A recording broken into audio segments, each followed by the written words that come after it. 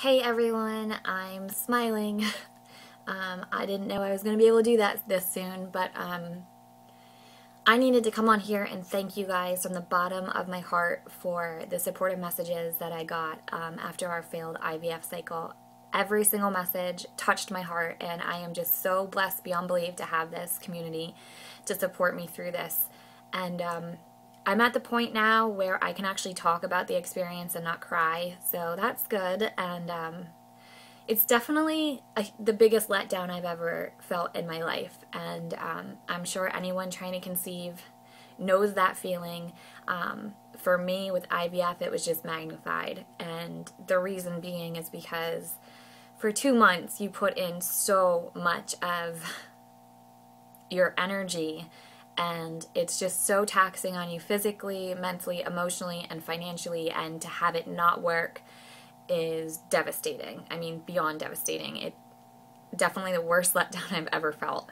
And I had kept it off of YouTube just because I had no idea what to expect. I knew nothing about the medications I was taking. I knew nothing about how to do injections.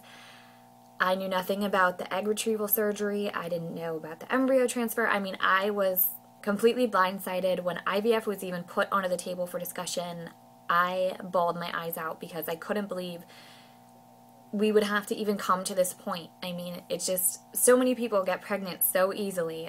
All around me, it's like if someone sneezes, they're pregnant. And to have to go through IVF just was mind-blowing to begin with. So it was a lot for me to take in emotionally and mentally, and I just wasn't ready to share that with everybody. So this next step we're taking, I don't mind sharing with everybody. I have an idea of what I'm getting myself into, so I wanted to share all of that with you.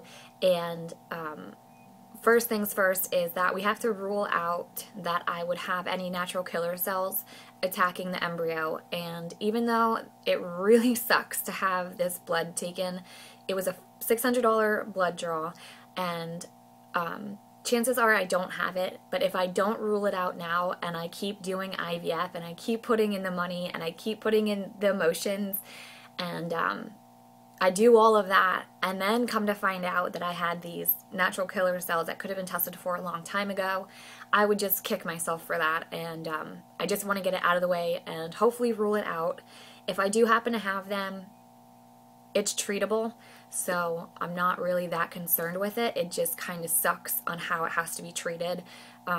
It really depends on which part of the embryo the natural killer cells will be attacking. If it's attacking my half of the embryo, I think this is it. I could be wrong, but if it's attacking the female side, I would have to be put on blood thinners, which I will have to be put on anyway because of my factor V disorder. But if it's attacking the male part of the embryo, then I have to be put on intralipids intravenously, I think throughout like the beginning half of the pregnancy. So that would mean either a nurse coming to my house every day and putting an IV in, or me going somewhere like sitting in a cubicle with an IV in for a couple hours every day. So it would suck, but there's nothing I wouldn't do for my future child. So with that being said, I somehow, by the grace of God, have found the strength to go on with another fresh IVF cycle right now. I did not have a natural period between when this IVF failed and this next IVF cycle, and I trust my doctor. He said it's safe.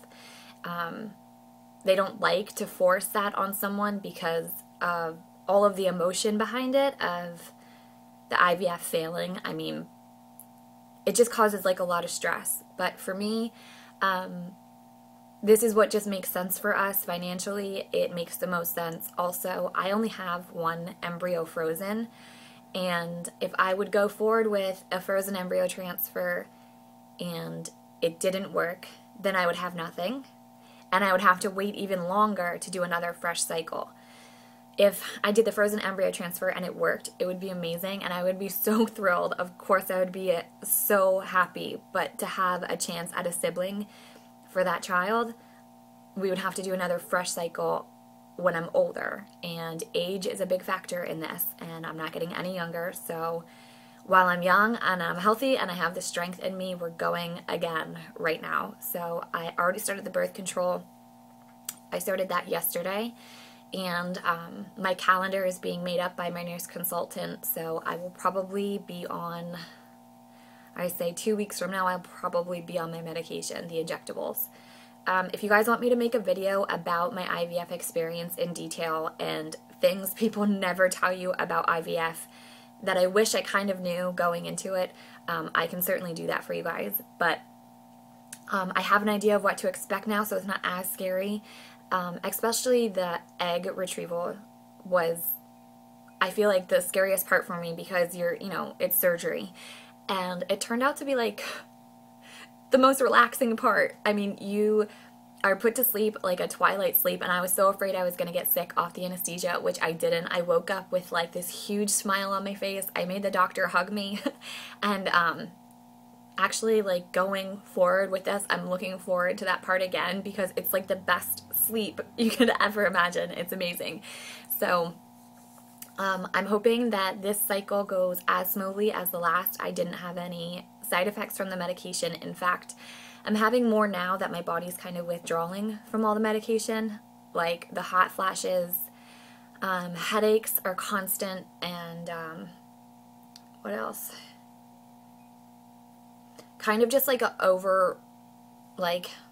don't know, like I'm nauseous, but it comes in waves. It's like around like 8:30 at night, I kind of get like a nauseous feeling, and then it's gone. So that's just me withdrawing from the medication, and I'm soon going to be back on it, so hopefully all that stuff stops, but it is what it is.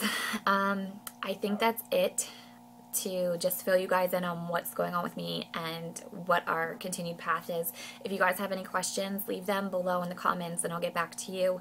And if you want me to, let me know if you want me to do that video about our IVF experience, just my personal experience with the needles and tips and any advice I can give you guys. So thank you so much again from the bottom of my heart for reaching out to me. You guys are amazing, and I love each and every one of you. Thank you so, so much, and thanks for watching and commenting and subscribing, and I look forward to talking to you guys again soon.